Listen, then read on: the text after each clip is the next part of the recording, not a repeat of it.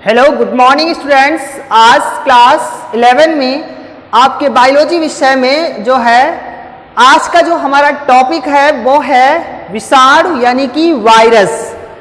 Virus की विशेषताएं, virus की संरचना किस प्रकार होती है उसके बारे में हम जानेंगे। तो देखिए आज का टॉपिक कि विषाणु वायरस जिसको इंग्लिश में कहते हैं। तो सबसे पहले हम देखेंगे कि विषाणु की खोज किसने की।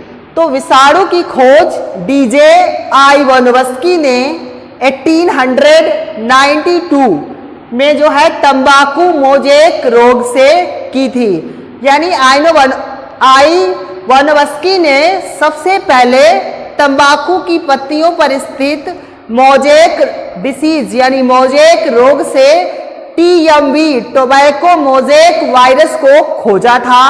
इसके बाद जो विषाणु नाम था यानी वायरस नाम लुई पाश्चर ने दिया था। किसने दिया था? लुई पाश्चर ने, जो कि यहाँ पर लिखा नहीं है, आप लिखना चाहना तो लिख लेना कि विषाणु नाम लुई पाश्चर ने दिया था।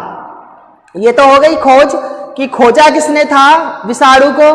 अब इसके बाद देखते हैं विषाणु होते क्या हैं। विषाणु वे परासूक्ष्मदर्शी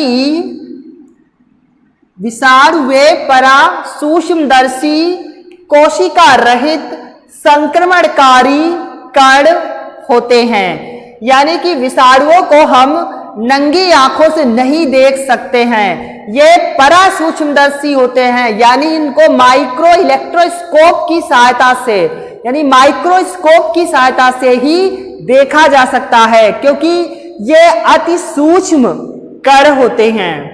इसके अतिरिक्त कोशिका रहित संक्रमणकारी कण होते हैं। यानी विषाणुओं के शरीर में कोशिका का अभाव होता है, यानी इनमें कोशिका नहीं पाई जाती है। और ये कैसे होते हैं? संक्रमणकारी कण यानी कि रवे के रूप में, जैसे आपका सूजी के दाने होते हैं, रवे के दाने महीन, वैसे कण होते हैं। और ये संक्रमणकारी होते हैं, यानी इनके माध्यम से अनेक प्रकार के फंगस डिसीज हो जाती हैं। यानी फंगस क्या? इन्फेक्शन वाली डिसीज हो जाती हैं, यानी संक्रमित कर देते हैं। इनकी वजह से, वायरस के वजह से कई सारे रोग उत्पन्न होते हैं, जिनमें जीनोम के रूप में केवल एक न्यूक्लिक अम्ल पाया जाता है। यानी विषाणुओं के शरीर में जो है जीनोम के रूप में न्यूक्लिक अम्ल उपस्थित होते हैं, वो भी एक न्यूक्लिक अम्ल। यानी आपने पढ़े हैं न्यूक्लिक अम्ल डीएनए और आरएनए को,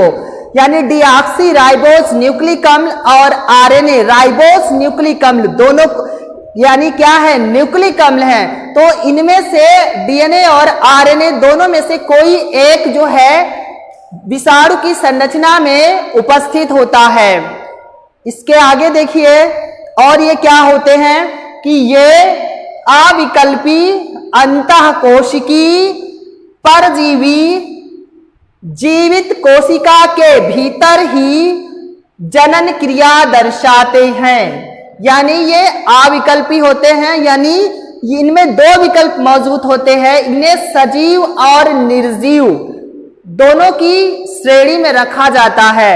यानी जब ये अंतःकोशिकी परजीवी, यानी इनका ये विशेष लक्षण बताया गया है कि जो वायरस हैं, जब ये किसी जीवित शरीर की यानी आंतरिक कोशिका में जब पहुंचते हैं, तब ये क्या करते हैं?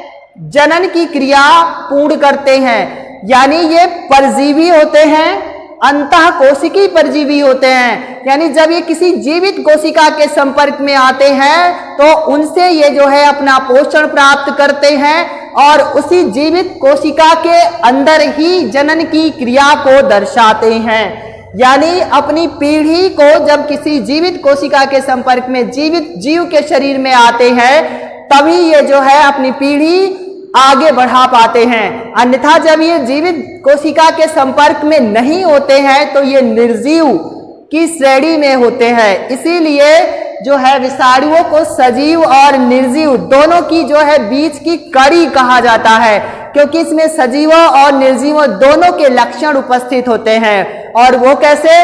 जब ये जीवित कोशिका के संपर्क में होते हैं, जीवित कोशिका के संपर्क में होने पर ये जीवित जैसे, सजीव जैसे लक्षण प्रदर्शित करते हैं, और जब ये जीवित कोशिका के संपर्क में नहीं होते हैं तब इनमें निर्जीव जैसे लक्षण प्रदर्शित होते हैं। इसलिए इनको सजीव और निर्जीव दोनों के बीच की जो है कड़ी कहा जाता है।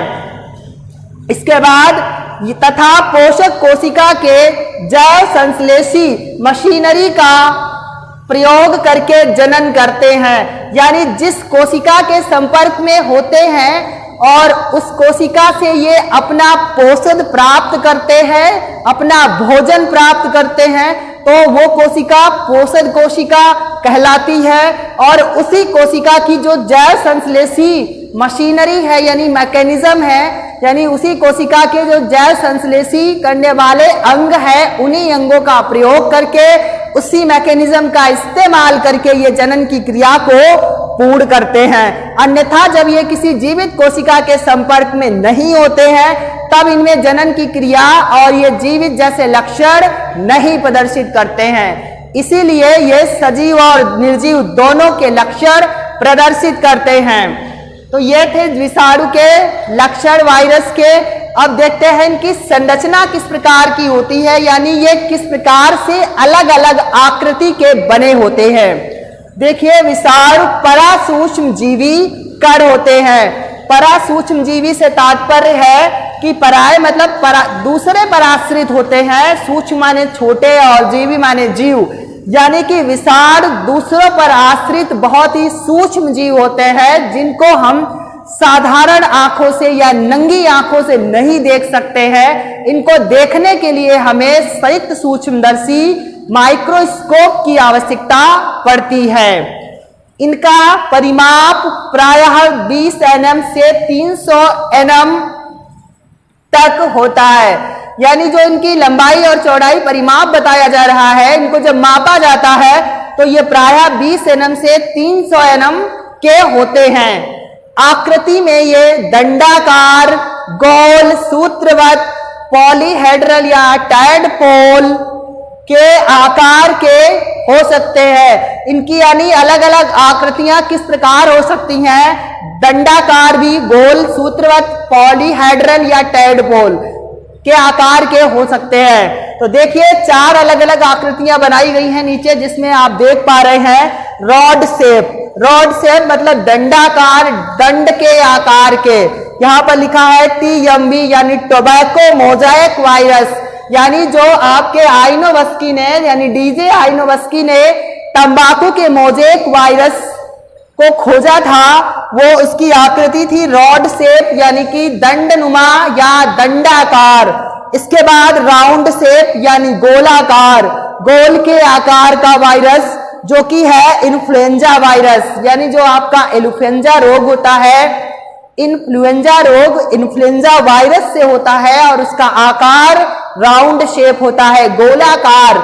इसके बाद तीसरा बना है फिलामेंटस यानी कि सूत्रवत या सूत्राकार, ऐसे भी लिखा हो सकता है, सूत्रवत या सूत्राकार, जो कि लिखा है एडिनोवायरस, यानी जो आपका एडिनोवायरस होता है वो सूत्राकार या फिलामेंटस होता है। इसके बाद ये संरचना है आपकी पॉलीहेड्रल या टैडपोल, जो कि आपका बैक्टीरियोफेज, यानी जो बैक्टीरियोफेज वायरस होते हैं वो टैडपोल या पॉलीहेड्रल आकार की आकृति रखते हैं। तो देखिए, पॉलीहेड्रल आकार की आकृति किस प्रकार बनी होती है, टैडपोल भी कहा जाता है इसे। तो जो आपका बैक्टीरियोफेज वायरस है वो टैडपोल या पॉलीहेड्रल वायरस होता है। तो इस प्रकार से आपके वायरसों की आकृति होती है रॉड शेप, दंडनुमा, राउंड शेप, गोलाकार, फिलामेंटस, सूत्रकार। देखिए, इसमें सूत्र जैसी संरचना धागे जैसी बनी हुई है। इसके बाद आपका टैडपोल या पॉलीहेड्रल, जिसको बैक्टीरियोफेज वायरस की संरचना होती है। तो आपका ये था वायरस के बारे में सामान्य जानकारी और वायरस की संरचना के बारे में आप जान पाए।